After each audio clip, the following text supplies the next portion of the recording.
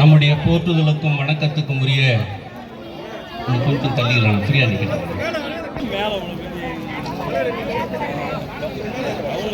புரட்சி தமிழர் அண்ணன் எடப்பாடியார் அவர்களின் உத்தரவின் அடிப்படையில் இங்கே நடைபெற்று கொண்டிருக்கிற இந்த கண்டன ஆர்ப்பாட்டத்தினுடைய தலைமை பொறுப்பை ஏற்று நடத்துவதற்கு வருகை தந்து நிகழ்ச்சியின் இறுதியாக சிறப்புரையாற்ற வருகை தந்திருக்கிற எங்களுடைய வணக்கத்திற்கும் மரியாதைக்கும் உரிய கழகத்தினுடைய மகளிரணி செயலாளரும் முன்னாள் அமைச்சரும் கழகத்தினுடைய செய்தி தொடர்பாளருமான வணக்கத்துக்கும் மரியாதைக்கும் உரிய அக்கா வளர்மதி அவர்களை உங்களின் சார்பில் வருக வருக என்று வரவேற்கிறேன். இந்த நிகழ்ச்சியிலே முன்னிலை பொறுப்பை ஏற்று நடத்தி கொண்டிருக்கிற திருவண்ணாமலை தெற்கு மாவட்ட கழகத்தினுடைய செயலாளரும் மாநில விவசாய அணியினுடைய மாநில செயலாளரும் போலூர் சட்டமன்ற உறுப்பினரும் முன்னாள் அமைச்சருமான நம்முடைய அன்பிற்கு மிகுந்த மரியாதைக்கு முறை திரு அக்ரி எஸ் கிருஷ்ணமூர்த்தி அவர்களே, வடக்கு மாவட்ட கழகத்தினுடைய செயலாளர் முன்னாள் சட்டமன்ற உறுப்பினர் மரியாதைக்குரிய அண்ணன் தூசி மோகன் அவர்களே, திருவண்ணாமலை மத்திய மாவட்ட கழகத்தினுடைய செயலாளர் முன்னாள் சட்டமன்ற உறுப்பினர் மரியாதைக்குரிய எல் ஜெயசுதா அவர்களே,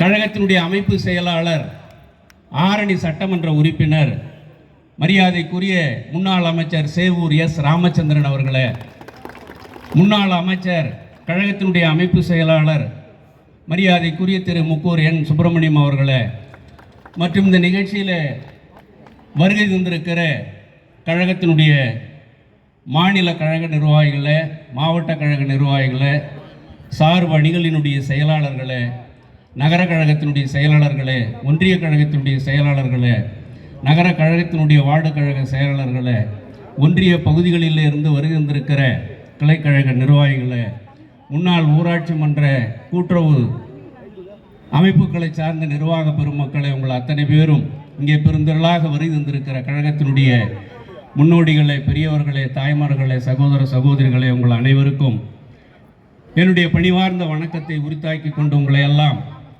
ஒருங்கிணைந்த மாவட்ட கழகத்தின் சார்பிலே வருக வருக என்று வரவேற்று இங்கே நடைபெற்று கொண்டிருக்கிற இந்த ஆர்ப்பாட்டத்தினுடைய நோக்கம் இங்கே இருந்த பேரறிஞர் அண்ணா சிலையை அகற்றி அதை திரும்ப வைப்பதற்காக எடுத்திருக்கிறோம் என்ற ஒரு அறிக்கையை கொடுத்திருந்தாலும் இந்த சிலையை எடுப்பதற்கு அவர்கள் எந்த அடிப்படையில் எடுத்து இதை மாற்றி வைக்கிறார்கள் என்ற கேள்வியெல்லாம் மக்களிடத்திலே கொண்டு போய் சேர்த்து இதில் இருக்கிற உண்மைத்தன்மையை நாட்டு மக்களுக்கும் இந்த திருவண்ணாமலை தொகுதி மக்களுக்கும் எடுத்து சொல்ல வேண்டும் என்கிற அந்த உயரிய நோக்கத்தோடு இந்த நிகழ்ச்சி ஆர்ப்பாட்டம் இங்கே நடைபெற்று கொண்டிருக்கிறது.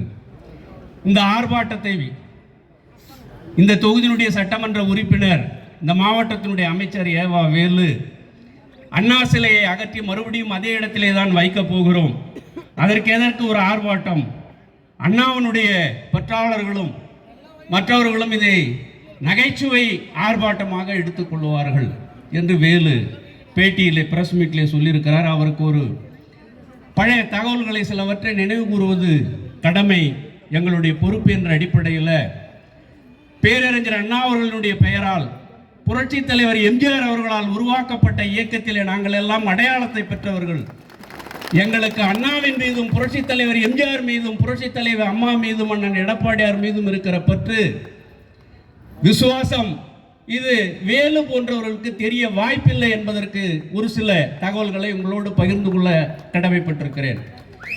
வேலு உனக்கு கொடுத்திருக்கிற இன்னைக்கு வாழ்ந்து கொண்டிருக்கிற வாழ்க்கைக்கு முன்னால் திருவண்ணாமலையில் தண்டராம்பட்டு ஒன்றிய கழகத்தினுடைய செயலாளராக, மாவட்ட கழகத்தினுடைய செயலாளராக 1984 இந்த மண்ணிலே புரட்சி தலைவர் எம்ஜிஆர் இல்லாத போது தண்டராம்பட்டு தொகுதியினுடைய வேட்பாளராக நிற்க வைத்து வெற்றி பெற வைத்து உன்னை சட்டமன்ற உறுப்பினராக்கி இப்படிப்பட்ட வாய்ப்புகளை எல்லாம் தந்தது அனைத்து இந்திய அண்ணா திராவிட முன்னேற்ற கழகம்.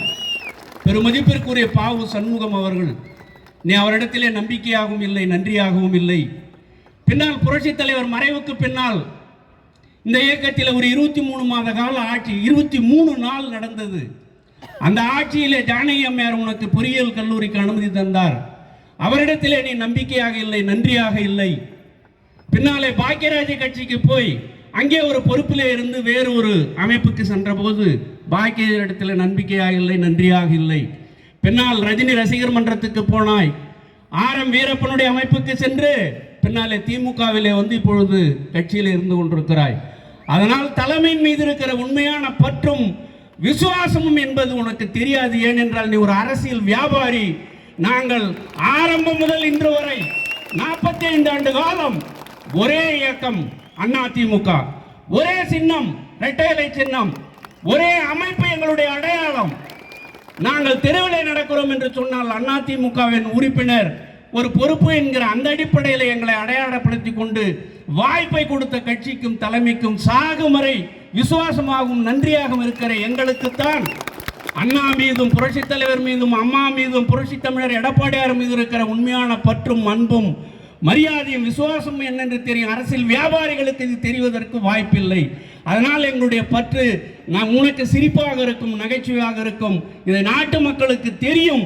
உண்மையான விசுவாசிகள் யார், அரசியலிலே வியாபாரிகள் யார் என்பதை இந்த நாட்டு மக்கள் அறிவார்கள். அடுத்தது, நீ இந்த பகுதியில் இருக்கிற இந்த சிலையை எடுத்து மறுபடியும் இங்கே தான் வைக்க போகிறோம். இதற்கு எதுக்கு ஒரு ஆர்ப்பாட்டம்?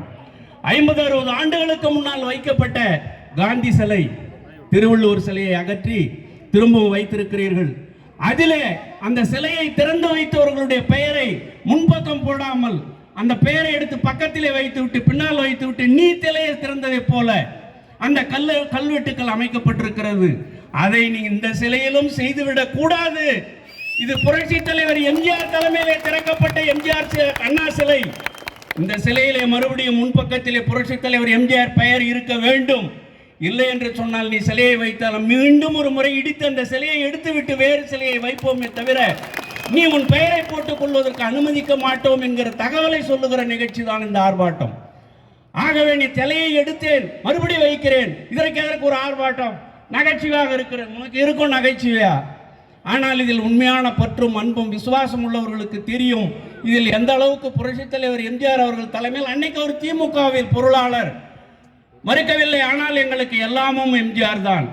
அப்படிப்பட்ட புரட்சி தலைவர் எம்ஜிஆர் பெயர் மறுபடியும் சிலை வைக்கிற போது முன்பக்கத்திலே இல்லை சென்றால் இல்லை, வேலு பெயர் வருமானால் மிகப்பெரிய விளைவுகளை விபரீதத்தை நீங்கள் சந்திக்க வேண்டி வரும் என்று எச்சரிக்கிற ஆர்ப்பாட்டம் இது. அடுத்து வேலு ஒன்று சொல்லுகிறார், எதிரிலே இருப்பவர்களை பார்த்து எனக்கு பரிதாபமாக இருக்கிறது. ஒரு எதிர்கட்சி இவ்வளவு வலுவில்லாமல் இருக்கிறதா? ஒரு நக்கல் நையாண்டி, அடப்பாவி, உனக்கு இந்த வாழ்க்கையெல்லாம் கொடுத்தது இந்த அதிமுக, புரட்சி தலைவர் எம்ஜிஆர், பெருமதிப்பிற்குரிய பாவு சண்முகம், இவர்களையெல்லாம் நீ இன்னைக்கு அரசியலில் ஓடிக்கொண்டே இருப்பதனால் உனக்கு பற்றி என்றால் என்னவென்று தெரியாததால் சொல்லுகிறாய். ஒன்றை மட்டும் நினைவில் வைத்துக்கொள், உச்சத்திலே தலைகணத்திலே இருந்து பேசிக் கொண்டிருக்கிற நீ எங்களை பார்த்து வலுவில்லாமல் இருக்கிறோம். ஒரே ஒரு நாள் போதும். வருகிற 26 சட்டமன்ற தேர்தலில் மக்கள் ஓட்டு போட முடிவெடுக்கிற நாள் வரும்போது கோட்டையிலே ஸ்டாலின் இருக்க முடியாது, அண்ணன் எடப்பாடியார் முதல்வராக வருவார். வேலு, செந்தில் பாலாஜி, ரகுபதி போன்றவர்களாம் இருக்க வேண்டிய இடம் எது என்பதை அதிமுக ஆட்சி வரும் முதலமைச்சராக அண்ணன் எடப்பாடியார் முடிவு செய்வார். அந்த காலம் வெகு தூரத்தில் இல்லை. நினைவிலே வைத்துக்கொள், உன்னுடைய தலைகணம் மாறுவதற்கு ஒரு நாள் போதும். அந்த முடிவை இந்த தொகுதி மக்களும் இந்த பகுதி மக்களும் எடுப்பார்கள்.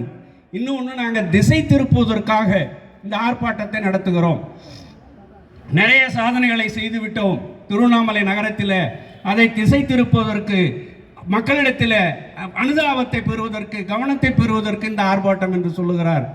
இந்த 4 ஆண்டு கால ஆட்சியில் வேலு திருவண்ணாமலைக்கு அறிக்கை கொடுத்திருக்கிறார். 1000 கோடி ரூபாயில் சாலை அமைத்திருக்கிறாய். ஆனால் 15% கமிஷன் 150 கோடி ரூபாய் கொள்ளையடித்திருக்கிறாய். அதுக்காக போடப்பட்ட ரோடு அது.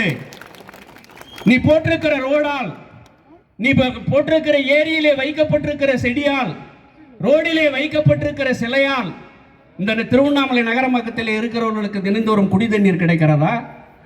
ஒரு தெருவிலிருந்து இன்னொரு தெருவிற்கு செல்வதற்கு நல்ல சாலை இருக்கிறதா? டிரைனேஜ் இருக்கிறதா? என்ன இருக்கிறது? சிமெண்ட் சாலை போட்டுக் கொண்டிருக்கிறோம் என்று 2 ஆண்டு காலம் சொல்லிக் கொண்டிருக்கிறீர்கள். அந்த சிமெண்ட் சாலையை கோயிலை சுற்றி போடுவதனால் 2 ஆண்டு காலம் அந்த கோயிலை சுற்றி இருக்கிற பாதையிலே வியாபாரம் செய்கிற வியாபார பெருமக்கள் எத்தனை கஷ்டத்தை அனுபவிக்கிறார்கள், சாலை ஓர கடையில் இருப்பவர்கள் எத்தனை கஷ்டத்தை அனுபவிக்கிறார்கள் என்று கேட்டுக்கொள், உனக்கு தெரியும்.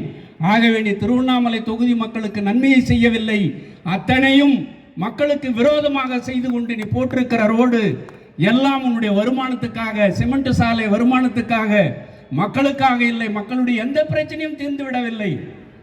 குடிதண்ணீர் பிரச்சனை, சாலை பிரச்சனை, டிரைனேஜ் பிரச்சனை, போக்குவரத்து நெரிசல், இப்படி எதுவும் தீர்ந்து விடவில்லை என்பதை இந்த நேரத்திலே எடுத்து சொல்லி, திருவண்ணாமலை மிகப்பெரிய ஒரு ஆன்மீக நகரம்.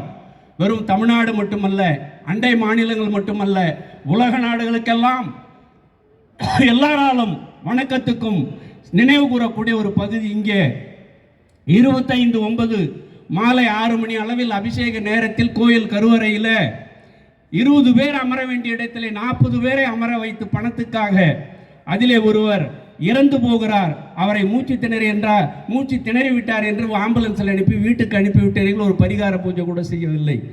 அடுத்து 3 தினங்களுக்கு முன்னால் 2 காவலர்களே ஒரு பெண்ணை, தெலுங்கானாவிலிருந்து வந்த பெண்ணை கற்பழிக்கிறார்கள். இதுவரை அது நடக்கவில்லை. நீ இந்த தொகுதிக்கும் இந்த ஊருக்கும் நன்மை செய்வது இருக்கட்டும், முதலில் இந்த மண்ணின் பெருமையை மற்ற மாவட்டங்களில், மற்ற மாநிலங்களில் தலைகுனிவு ஏற்படாத பார்த்து கொள்வதற்கு ஒரு சட்டமன்ற உறுப்பினராக, இந்த மாவட்ட அமைச்சராக வேலை செய்ய வேண்டிய கடமையை முதலிலே செய். மற்றதையெல்லாம் பின்னால் நீ பேசி எவ்வளவு வீரம் பேசினாலும் பணம் இருந்து விட்டால் எல்லாம் முடிந்துவிடும் என்ற அர்த்தம் இல்லை. எல்லாவற்றுக்கும் மேலாக ஒரே ஒரு கேள்வி, நீ தான் திருவண்ணாமலை எல்லாம் செஞ்சிட்ட, பெரிய அளவுக்கு திருவண்ணாமலை மாற்றி அமைத்து விட்டாய், ஏன் குக்கரும் இந்த சில்வர் குண்டான எடுத்துட்டு வீடு வீடா போறீங்க? எல்லாம் செஞ்சாச்சு, நீ தான் திருவண்ணாமலை திருப்பி போட்டுட்ட, ரோடு போட்டாச்சு, எல்லாருக்கும் தேவையான வசதிகள் பண்ணியாச்சு. ஆனா வீடு வீடா போய் குண்டானம் குக்கர் எடுத்துட்டு நிக்கிறியே. மக்கள் உங்கள் மீது வெறுப்பாக இருக்கிறார்கள், எதிர்கருத்தோடு இருக்கிறார்கள்.